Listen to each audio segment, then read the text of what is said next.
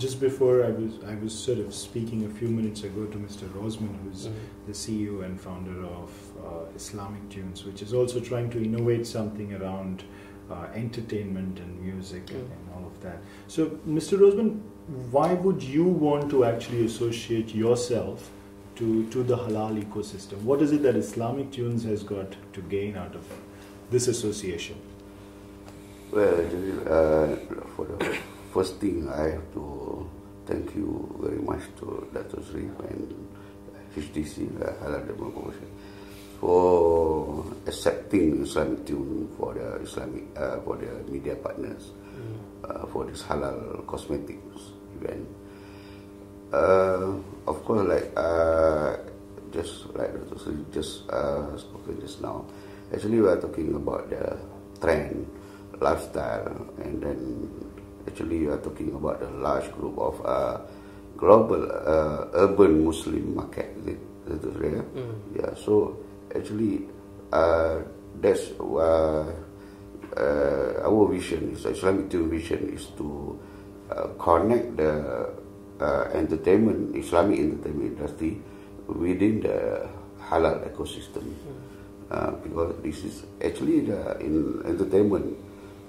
Is much I mean, not so far with the lifestyle, the trend, created the trends, resources of the trend. So that's why we have to do that, because actually halal Islam cannot goes beyond the only economic center, but also have to look also the entertainment itself also. Sure. You know. Sure. So, in the past, Europe has been traditionally seen as the hub for everything that is fashion and cosmetics. You have some of the world's largest brands also sitting in Europe. Name it Gucci or anyone for that matter. Do you see these large European fashion houses ever wanting to engage with halal in the near or long-term future? Or do you see a reversal of the trend, which is really local, possibly halal certified fashion exporters from here going into Europe? Or do you see a collaboration of that happening? Where is it all headed? Well, I see that firstly, when you have a higher level of awareness about halal, then we are talking about creating the marketplace. Once we have created the marketplace globally, then basically here we are creating the halal community, the consumers and also the suppliers. I would think that, and I'm very optimistic that this thing will happen, because a good example is Islamic banking and finance. Islamic banking and finance was started by Malaysia in the 1970s.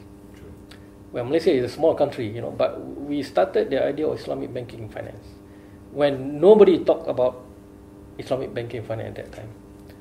So we started with the framework, then we came up with the Islamic banking instruments and so on, Islamic banking products, and also the guideline and so on.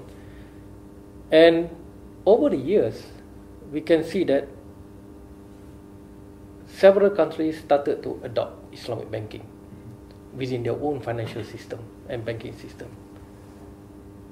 It's not so much because of something that is very religious. Yes, Islamic banking is important for the Muslims because that is the religious requirement. But why it has created such a success story among the non-Muslim countries is because of the economic perspective, the commercial perspective. They see that Islamic banking and finance offer an alternative to conventional banking. When you do the comparison, some of the Islamic banking products, if it is not at par, they are even better than conventional products. So this is where the bottom line counts. I see that Islamic banking and finance is successful now because of all this perspective. Not only the religious requirement, but also on the commercial aspect of it. Malaysia has successfully created the framework and also promoted Islamic banking and finance from the commercial perspective. That is the reason why many banks and many countries around the world now have embraced Islamic banking as part of their banking system. So I would see the halal industry is going along the same route. Yes, it is a religious requirement that Muslims must consume or use everything that is halal. That is a religious requirement. No two ways about it.